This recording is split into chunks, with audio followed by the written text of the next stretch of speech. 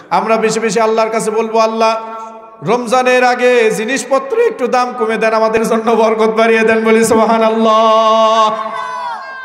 আর রমজান মাস যখন আসবে, আল্লাহর নবী বলেন, মান সামা রমাযানান ওয়া ঈমানান ওয়া ইহতিসাবান গুফিরা লাহু মা তাকদ্দামা মিন যামবিহি। সুবহানাল্লাহ বলেন নবী করিম সাল্লাল্লাহু আলাইহি। বাকি 11টি মাসের সেই রোজার ওজন হবে না। এজন্য আমাদের রমজানের রোজা আদায় করতে হবে, কথা বলেন ঠিক কিনা? আর রাত্রিতে কিয়ামুল লাইল 20 রাকাত তারাবি পড়ার চেষ্টা করব বলি ইনশাআল্লাহ। এজন্য আল্লাহর কাছে বেশি বেশি বলেন, আল্লাহ রজব এবং শাবানে বেশি বেশি বরকত দান করেন। তার কারণ আপনি যদি এই বরকত না চান, রমজান মাস আসলে আমাদের বাংলাদেশের ব্যবসায়ীরা দাম বেড়ে দেয়, কথা বলেন ঠিক কিনা?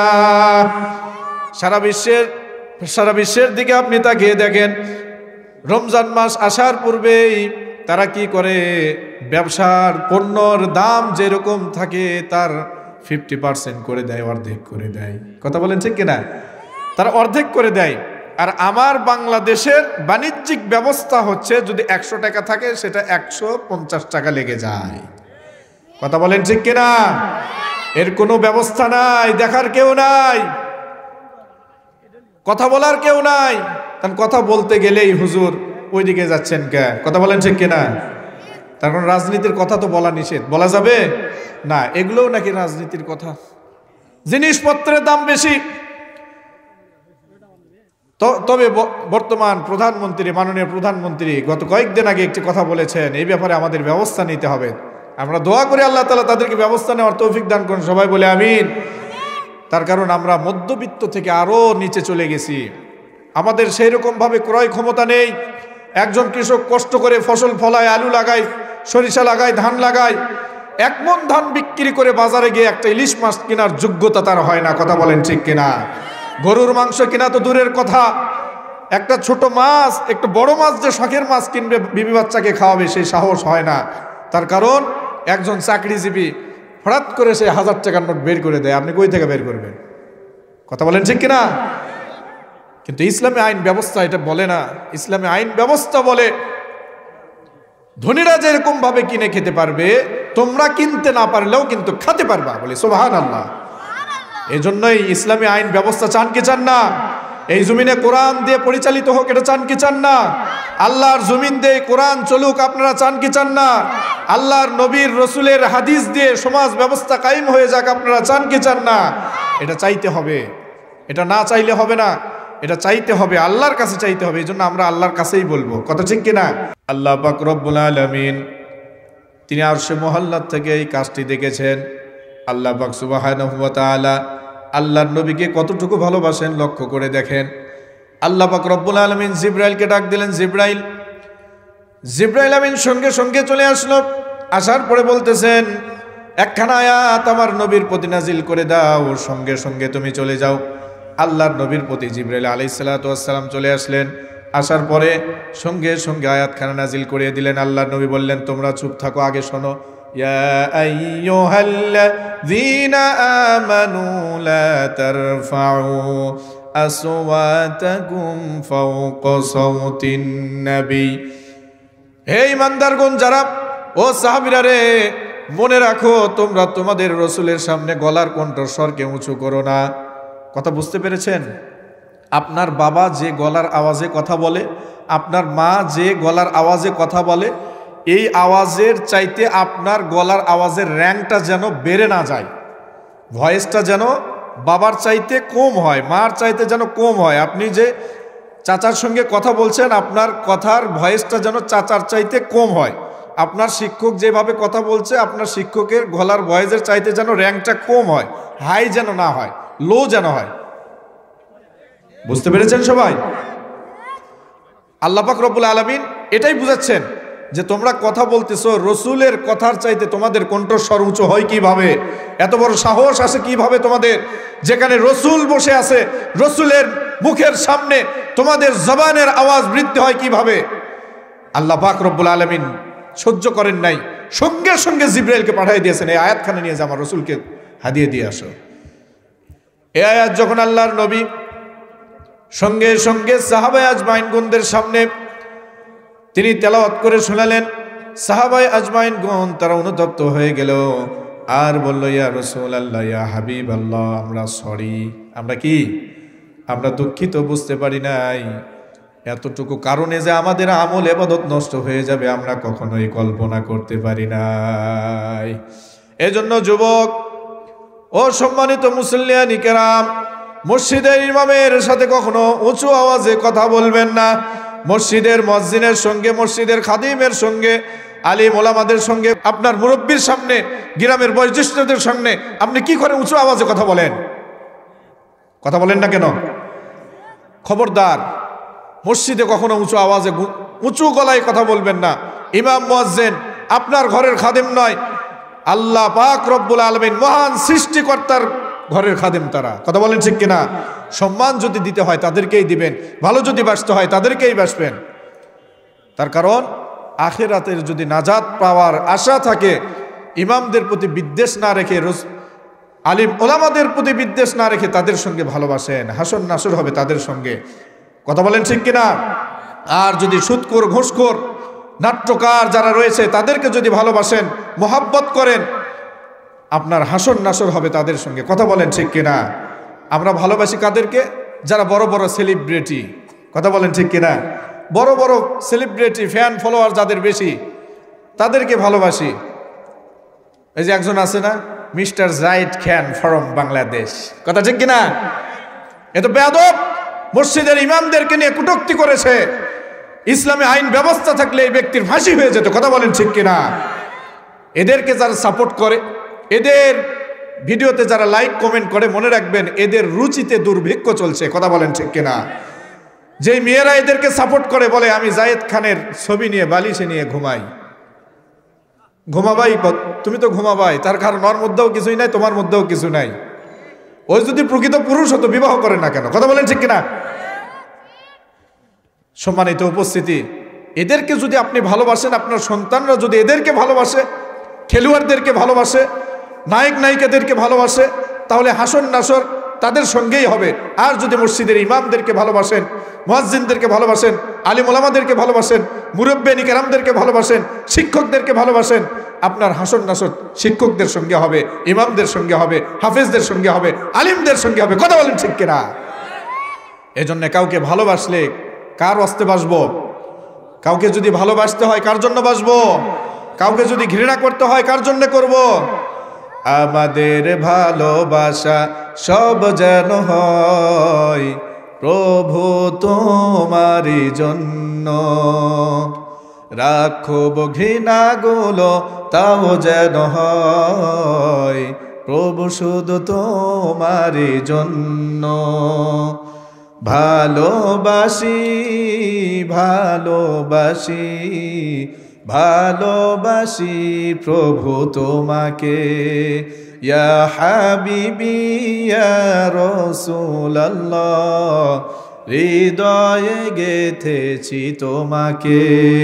মান আহাব্বা লিল্লাহ ওয়া আবগাদা লিল্লাহ ওয়া আ'তা লিল্লাহ ওয়া মানা লিল্লাহ ফাকাদ ইস্তাকমালাল ঈমান। মান আহাব্বা লিল্লাহ ওয়া আবগাদা লিল্লাহ ওয়া আ'তা লিল্লাহ ওয়া মানা লিল্লাহ ফাকাদ ইস্তাকমালাল ঈমান। চিল্লায়া বলেন মারহাবা।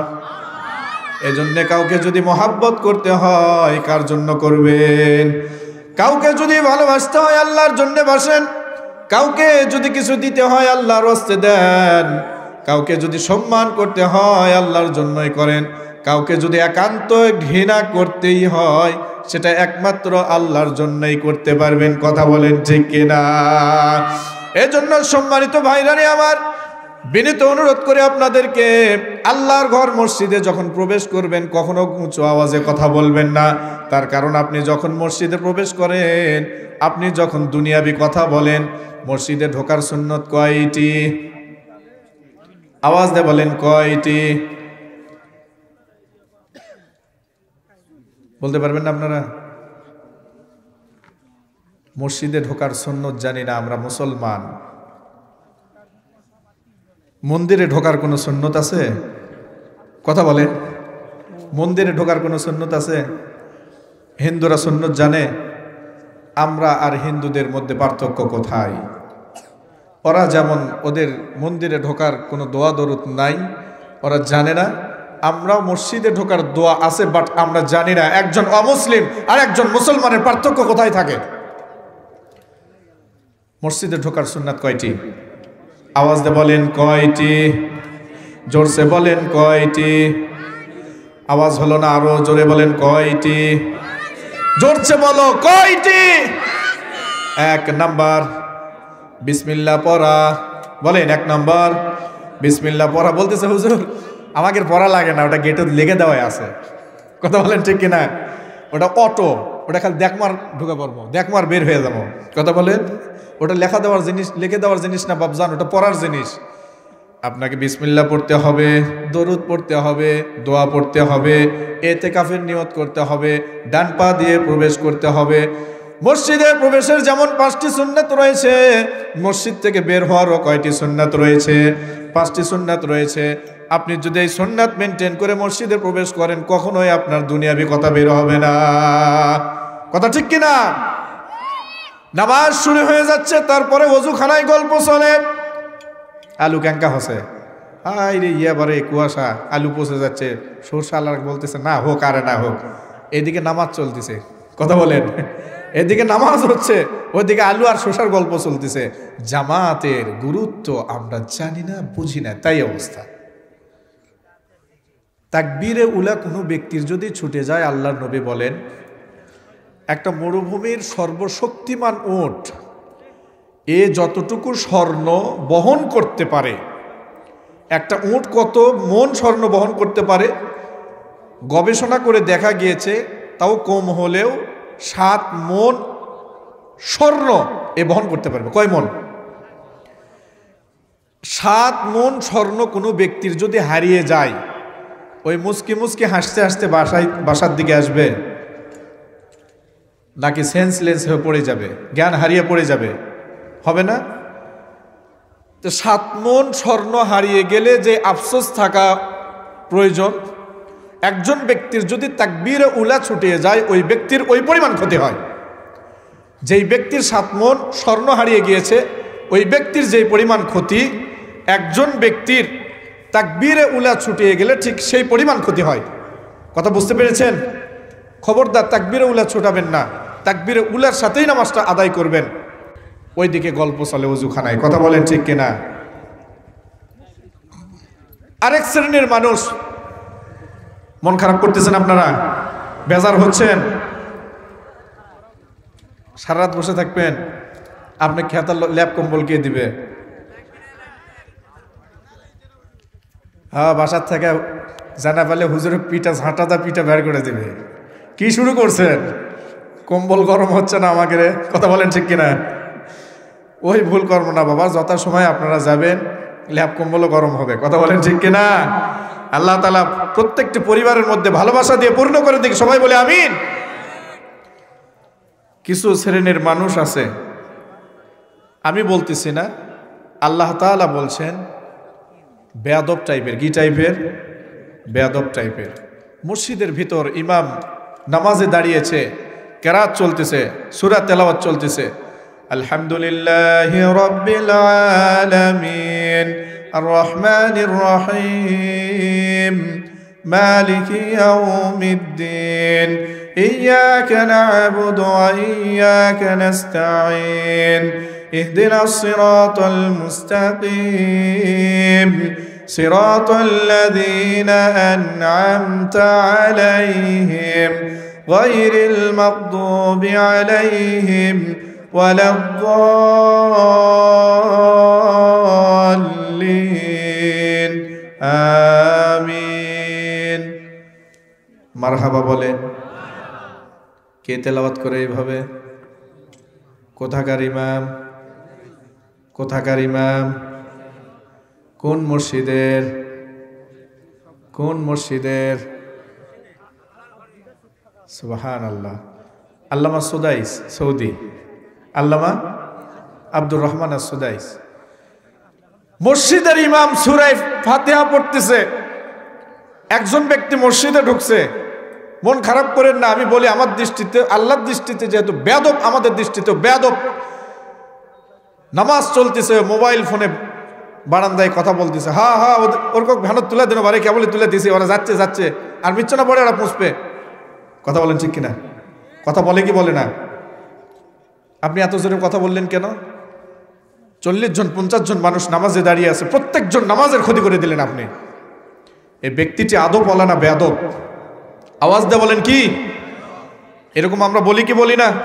নামাজ চলতেছে, পিছন কাতারে মসজিদে ঢুকে রিং আসছে, ফোনটা কেটে না দিয়েও আবার ফোনে কথা বলে উচ্চ আওয়াজে, আমল নষ্ট হয়ে যায়। এতে কি হয়? আমল নষ্ট হয়। আবার কিছু আছে স্মার্ট বেয়াদব। কি বলেন? আওয়াজ দিয়ে বলেন কি বেয়াদব? স্মার্ট বেয়াদব। কেন বললেন? মানে ওদের কাছে থাকে স্মার্টফোন। কি থাকে? স্মার্টফোন থাকে। ওই যে ওয়াইফাই কানেকশন আর এমবির কানেকশন, ডাটা কানেক্টেড যেটাকে বলা হয়, এটা বন্ধই করে না, চালুই আছে, তারপরে নামাজে দাঁড়াছে। এরকম আছে না নাই? দেখেন ইমাম সাহেব নামাজ পড়াচ্ছে, সবাই নামাজ পড়তেছে, মাঝে মধ্যে এরকম হয় কি হয় না? আবার নোটিফিকেশনে যখন কোনো সিগন্যাল আসে, এ হয় কি হয় না? কথা বলেন না কেন? আর কি বলবো, উচ্চ হাই লেভেলের কিছু বেয়াদব আছে, মোবাইলের রিংটোন মুসলমান দিয়ে থই গান। কি দিয়ে থই বলেন? একদিন আমি নামাজে দাঁড়িয়েছি, একজনের রিং আসছে, শুধু এতটুকু শোনা গেল, লা লা লা লা লা লা,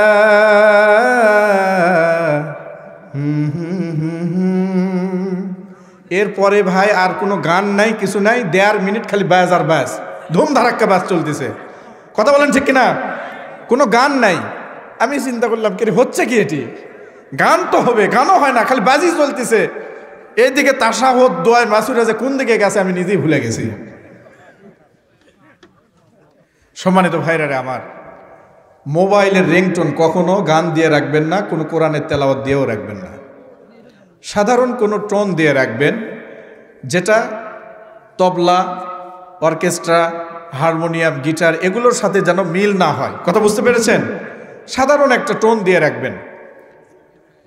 ঘটনাক্রমে যদি নামাজে বেজে ওঠে, কারণ নামাজের যেন ক্ষতি না হয়।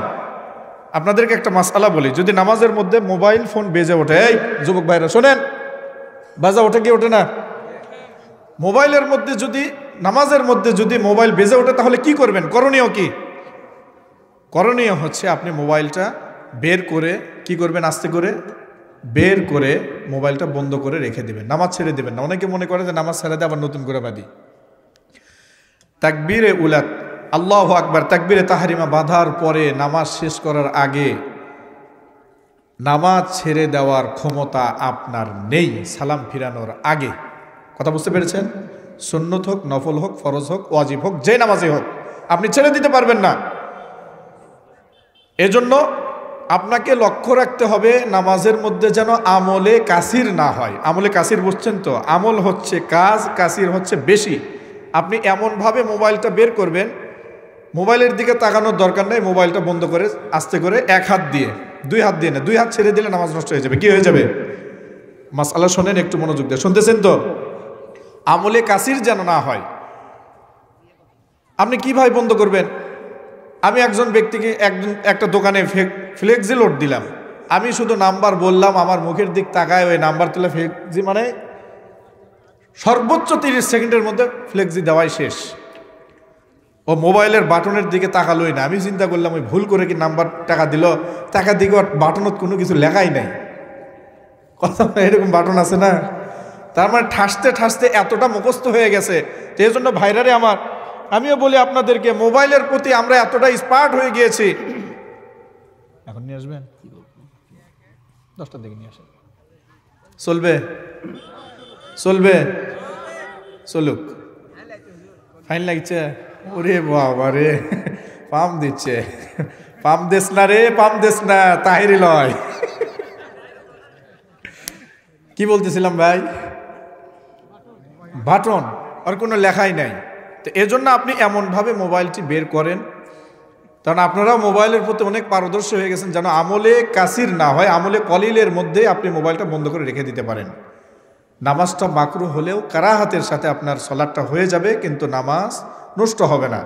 তাহলে বিনীত অনুরোধ করলাম কি, খবরদার কোনো রিংটোন গান অথবা কোরআনের তেলাওয়াত দিবেন না, গান দিবেন না। এ কারণে যদি নামাজের মধ্যে বেজে ওঠে ওই আমার যে অবস্থা হচ্ছিল ওইরকম হবে। আর যদি কোরআনের তেলাওয়াত দিয়ে থাকেন, টয়লেটের মধ্যে গেছেন, শীতের দিন, মনে করেন 4টা 5টা সব তুলে উঠেছেন, এইরকম করে কয়টা নামে আপনি মোবাইল ধরবেন, এইদিকে সূরা ফাতিহা বাজতেছে, অবস্থা কেমন হবে বলেন? মোবাইলও পাবেন না, বন্ধও করতে পারবেন না, এইদিকে কাপড় মেখে শেষ। কথা বলেন ঠিক কিনা? এই জন্য কোরআনের তেলাওয়াতও দিবেন না, গানও দিবেন না। রাজি আছেন তো ইনশাল্লাহ?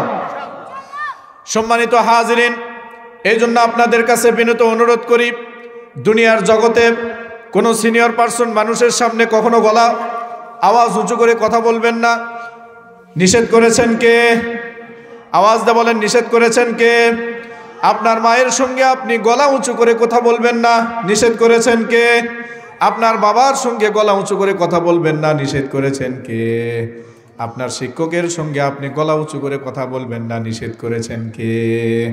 আল্লাহ পাক রব্বুল আলামিন বলেন, ইয়া আইয়ুহাল্লাযীনা আমানু লা তারফাউ আসওয়াতাকুম ফাওকা সাওতিন নবী। আসওয়াতাকুম ফাওকা সাওতিন নবী, নবীর গলার আওয়াজের চাইতে তোমাদের গলার আওয়াজের র্যাঙ্কটা যেন উঁচু না হয়। কেমন করে? ওয়ালা তাজহারু লাহু বিল কওলি কাজাহরি বাদিকুম লিবাদিন, তোমরা একে অপরে যেরকম ভাবে গল্প করো, কথা বলো, এত কোনো সমস্যা নাই। দুইজন ক্লোজ ফ্রেন্ড, ক্লাস ফ্রেন্ড গল্প করতেছে, হা হা করে হাসতেছে, এতে সমস্যা নাই। কিন্তু আপনি যখন আপনার বাবার সামনে, আপনার টিচারের সামনে, সিনিয়র একজন ব্যক্তির সামনে, একজন আলিমের সামনে আপনি জোরে কথা বলতে পারবেন না, তাকে সম্মান দিয়ে আপনাকে কথা বলতে হবে। কথা বলেন ঠিক কিনা?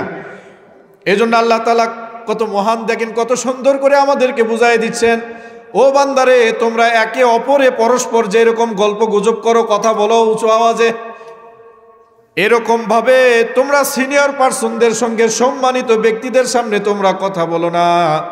তোমাদের সম্মানিত ব্যক্তি যারা রয়েছে, তোমার মা বাবা, আত্মীয় স্বজন, দাদা দাদি, নানা নানি, শ্বশুর শাশুড়ি যারা রয়েছে, এদের সঙ্গে এভাবে কথা বলো না। এজন্য আল্লাহ পাক রব্বুল আলামিন এখান থেকে সামাজিক একটা শিক্ষা দান করলেন আমাদেরকে। সেই শিক্ষা হচ্ছে, কোনো সিনিয়র পার্সন ব্যক্তি যখন রাস্তা দিয়ে হেঁটে যায়, আপনি তাকে ওভারটেক করে যাওয়া উচিত নয়। কথা বুঝতে পেরেছেন? যুবক ভাইরা কথা বুঝতেছেন? একটা মুরব্বী মানুষ হেঁটে যাচ্ছে, আপনি ঘোষ ঘোষ ঘোষ ঘোষ করে সামনে দিয়ে চলে গেলেন, একটা সালাম নাই, কথা নাই, বাক্য নাই। এরকম আছে না নাই? এরকম আছে না নাই? একটা সমাজের মধ্যে সবচাইতে বেশি সালাম দেয় একজন ব্যক্তি, দুইজন ব্যক্তি যদি খুব বেশি সালাম দেয়, তাহলে মনে করবেন ওই গ্রামের জামাই। কথা বলেন ঠিক কিনা? ওর গ্রামে তো জীবনে কাউকে সালাম দেয় না, কিন্তু শ্বশুর বাড়িতে গেলে সবাই সালাম আলাইকুম, সালাম আলাইকুম, আছে না নাই? শুদ্ধ করো সালাম আলাইকুম। শ্বশুর বাড়িতে সবাইকে সালাম দেয়। শাশুড়ি আম্মাকে একবার লয়, দুইবার লয়, খাতিয়ে বসতে উঠে মানে ডাকে হাঁকে খালি সালাম আর সালাম, আম্মা আম্মা আম্মা, ওয়াজিব গুন্না করে। কথা বলেন ঠিক কিনা? শাশুড়ি বোঝেনি, খালি একবার টিপটা নেওয়া মাত্রই ওর সাথে সম্পর্ক শেষ। কথা বলেন ঠিক কিনা? এই জন্য ওয়াজিব গুন্না করতেছে, আম্মা কেমন আছেন, আম্মা ভালো আছেন, শাড়ি লাগবে নাকি, লুঙ্গি লাগবে নাকি। শ্বশুরের খোঁজ নিচ্ছে, নিজের বাবার কোনোদিন খোঁজ নেয় না। কথা বলেন ঠিক কিনা? নিজের মায়ের কোনোদিন খোঁজ নেয় না। মা বারবার বলে, বাবা বারবার বলে, বাবা রে মোবাইলের টাকা ফুরে গেছে, 10টা টাকা তুলে দেশ, মনে থাকে না। কিন্তু প্রেমিকা 50 টাকা সঙ্গে সঙ্গে ফ্লেক্সি লোড হয়ে যায়। কথা বলেন ঠিক কিনা? শ্বশুর শাশুড়ির খোঁজ খবর ঠিক আছে, কিন্তু নিজের মা বাবার খোঁজ নাই, এমন মুসলমান আছে না নাই? আপনি শ্বশুর শাশুড়িরও খোঁজ নেবেন, মা বাবারও খোঁজ নেবেন। ইসলাম তো এটা শিখাই নাই যে শ্বশুর শাশুড়িকে আপনি শুধু মাথায় তুলে রাখবেন, মা বাবাকে ফেলে দিবেন, মা বাবাকে মাথায় তুলে রাখবেন, শ্বশুর শাশুড়িকে ফেলে দিবেন। বিষয়টা তো এমন না। শ্বশুর শাশুড়ি আপনার সম্মানের মানুষ, আপনার স্ত্রীর মা বাবা মানে আপনারও মা বাবা, কথা ঠিক কিনা? এই জন্য আপনার মা বাবার সামনে আপনার শ্বশুর শাশুড়িকে ওই পরিমাণ সম্মান শ্রদ্ধা করা যাবে না, যার কারণে আপনার মা বাবা দিলে কষ্ট পায়, কথা বলেন ঠিক কিনা? তার কারণ নিজের মা আর শাশুড়ি আম্মা কি এক হয়? শাশুড়ি আম্মা সেও সম্মানের মানুষ, তাকেও সম্মান দিতে হবে, তাকেও আপনি সম্মান করতে পারেন, ভালোবাসতে পারেন, সমস্যা নেই। কিন্তু আপনার বাবা আর আপনার শ্বশুর একসঙ্গে বসে আছে, আপনি খালি শ্বশুর আব্বাকে বলতেছেন আব্বাজান মিষ্টি খান, আব্বাজান কমলা লেন, আব্বাজান আঙ্গুল লেন, বাবাকে একবারও বলতেছেন না আব্বা আপনিও এনা লেন। এরকম আছে না নাই? তার কারণ ওই যে মেলাত যাবে 4,000 টাকা শ্বশুর দিবে, ওই লোভে খালি বলতেছে আব্বা আপনি আর না খান, কথা বলেন ঠিক কিনা? আরে বেটা, আপনার যে বাবা আপনার জন্ম দিল, বড় করলো, বিবাহ শাদী দিয়ে দিল, আপনাকে প্রতিষ্ঠিত করে দিল, সেই বাবার মুখের ঘা হয়, মুখের ঘায়ের ওষুধ ফুরে যায়, বারবার বলে বাবারে মুখের ঘা হয়েছে, ওষুধ ফুরে গেছে, একটু নিয়ে আসিস, মনেই থাকে না বাবা, ঘরে ফেরার পরে মনেই থাকে না। মা বলে বাবারে 10টা টাকা একটু তুলে দেস, মনেই থাকে না, কথা বলেন না কেন? অবহেলা। মা বাবাকে আপনি যত অবহেলা করবেন আপনার জীবন তত নিচে তলিয়ে যাবে। মা বাবাকে কষ্ট দিয়ে পৃথিবীতে কেউ উন্নত করেছে একজন ব্যক্তি আমাকে দেখান, কোরআন মিথ্যা হয়ে যাবে, রসুলের হাদিস মিথ্যা হয়ে যাবে। মা বাবাকে কষ্ট দিয়েছে, মা বাবার সঠিক খোঁজ নেয় নাই, সঠিকভাবে সম্মান করে নাই, তাদেরকে ইজ্জত করে নাই, অথচ সে অনেক দালান কোটা করেছে, অনেক বড় বিজনেসম্যান হয়েছে। মনে রাখবেন, ইন্দুরের মাটি যেমন ঝুরঝুর করে পড়ে যায়, ও মৃত্যুর পূর্বে ঠিক ওইভাবেই ভেঙে তলিয়ে নিঃশেষ হয়ে যাবে, কথা বলেন ঠিক কিনা? সম্মানিত উপস্থিতি, গত কয়েকদিন আগে দেখলাম বৃদ্ধাশ্রম থেকে একজন ব্যক্তি, ওখানকার পরিচালক ফোন দিয়েছে একজন বৃদ্ধ বাবার ছেলেকে ফোন দিয়ে বলছে যে আপনার বাবা অবস্থা খুবই সিরিয়াস, সে হয়তো আর বাঁচবে না, আপনি কি তাকে শেষবারের মতো দেখতে চান? আপনি যদি তাকে দেখতে চান দয়া করে বৃদ্ধাশ্রমে আসেন। ছেলের উত্তর হচ্ছে বাবা কেমন সিরিয়াস, বাঁচবেই না নাকি? আমি তো অনেক দূরে আছি, মারা গেলেই না হয় একবারে যাব। তখন বলা হলো যে দেখেন আপনার বাবা সম্ভবত বাঁচবে না, যদি মারা যায় লাশটাকে আপনারা নিয়ে যাবেন? তো বলতেছে যে না, আসলে আমাদের একটু প্রবলেম আছে, তো আপনাদের ওখানে কি দাফন কাফনের কোনো সিস্টেম নেই? উনি বলতেছে হ্যাঁ আছে, ওয়ারিশ যেগুলো লাশ থাকে আমরা দাফন কাফন করি নিজ দায়িত্বে।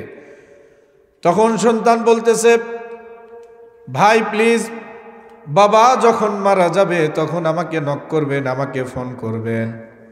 এই ইউটিউবার ভাইরা, আপনারা দেখছেন না এই ভিডিও? আপনারা দেখছেন না এই ভিডিও? বলতেছে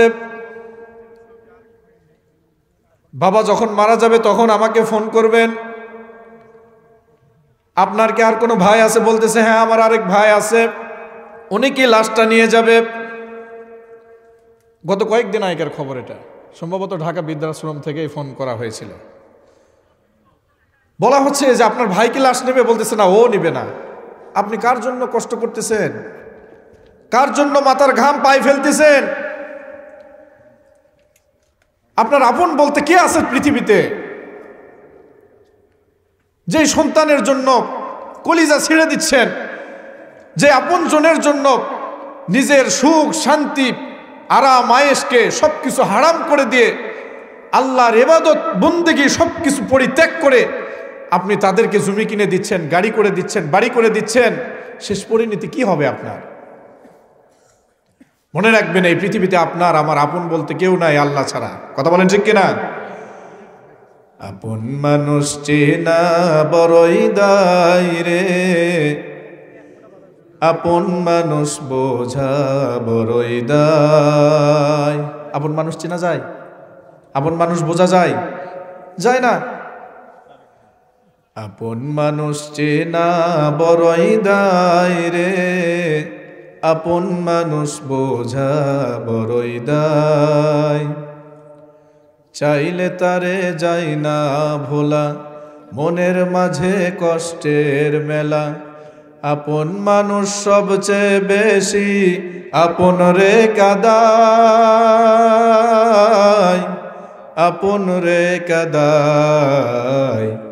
আপন মানুষ চেনা বড়ই দায় রে, আপন মানুষ বোঝা বড়ই দায়। ঠিক কিনা?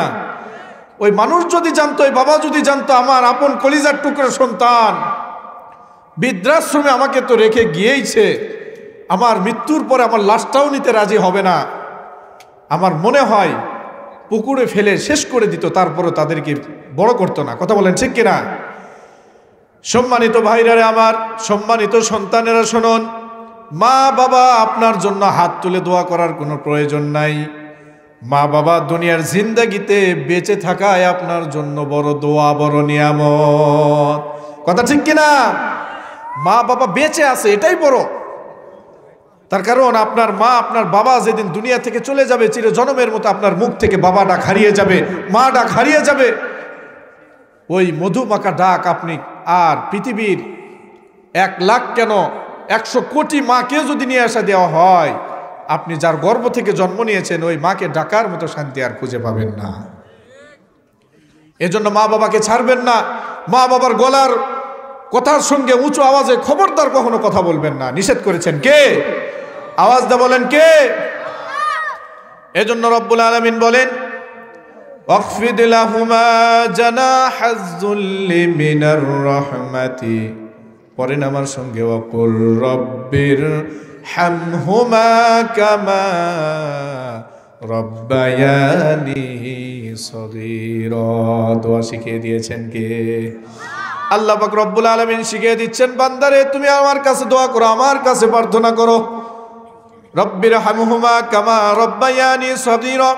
ও রব্বুল আলামিন, ছোট্টকালে আমার মা বাবা যেমন আমাকে কোলে কাকুলে করে লালন পালন করেছে, মাবুদ মৃত্যুর পরে আমার কলিজার টুকরা মা বাবাকে তোমার কুদরতে মায়ার জালে তুমি লালন পালন করিও। আওয়াজ দিয়ে বলেন সুবহানাল্লাহ। এজন্য রব্বুল আলামিন বলেন, লা তারফাউ আসওয়াতাকুম ফাওকা সাওতিন নাবিয়্যি ওয়ালা তাজহারু লাহু বিল কওলি কাজহারি বাযিকুম লিবাদিন।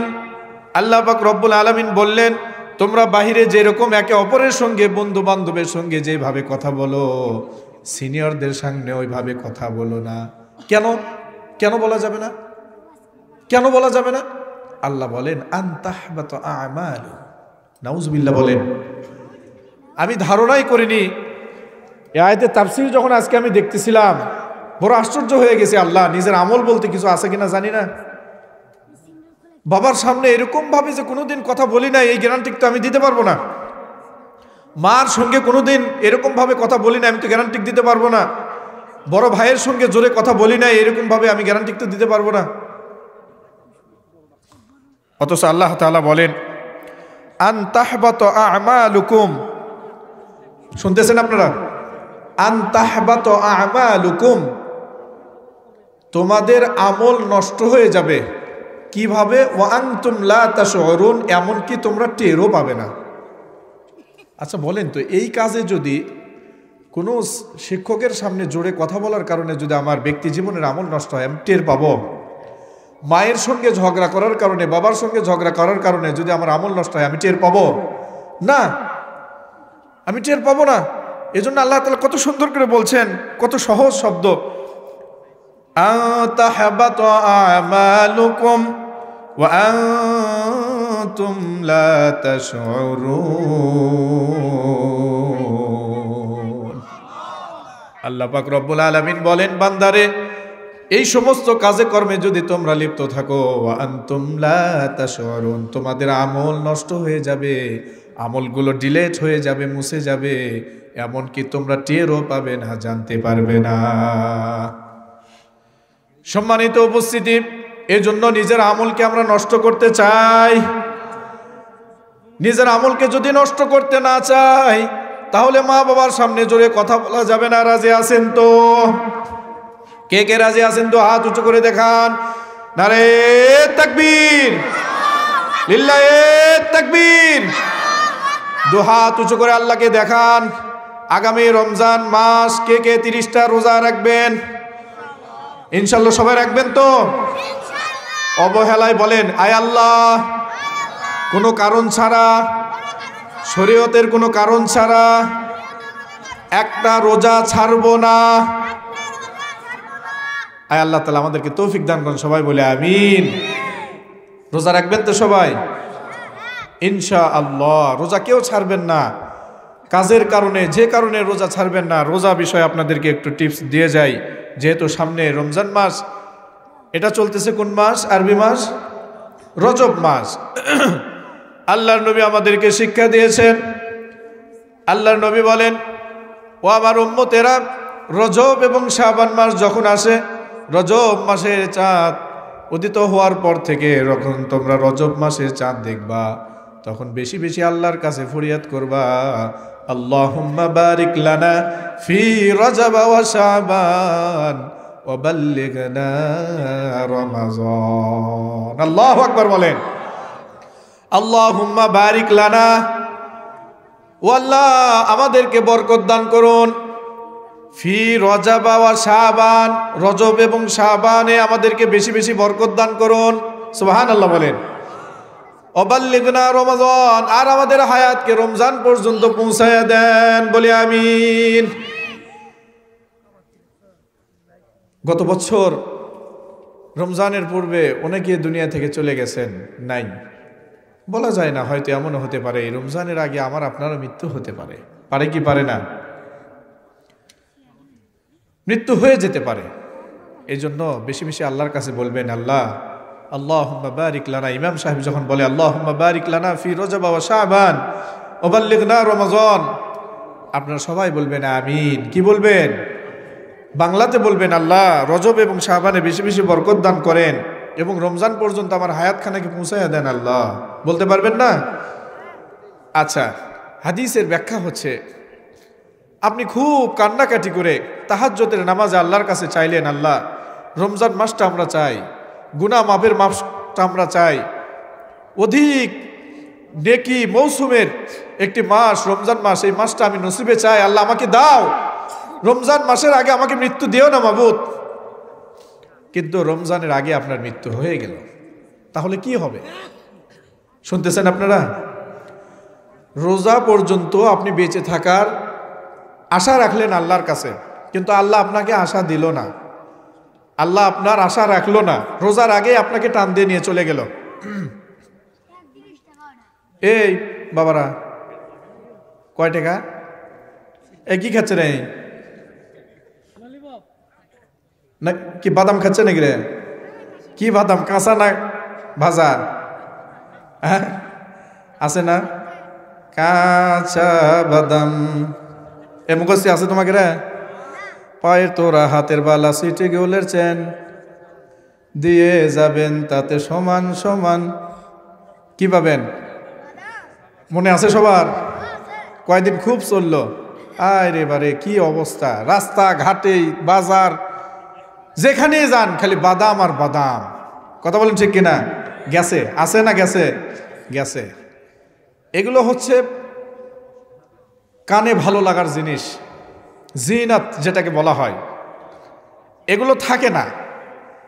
এই কিছু একটা জিনিস ভাইরাল হবে, আরেকটা ভাইরাল হওয়ার আগ পর্যন্ত চলবে, ওটা ভাইরাল হলে এটা বিলুপ্ত। কথা বলেন ঠিক কিনা?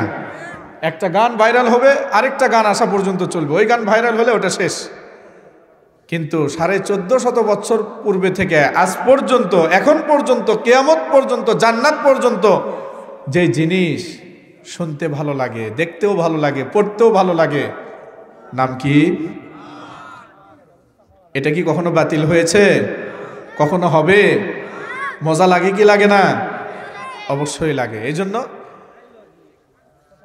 কোরআন দিয়ে নিজেকে ভাইরাল করুন। কথা বলেন ঠিক কিনা?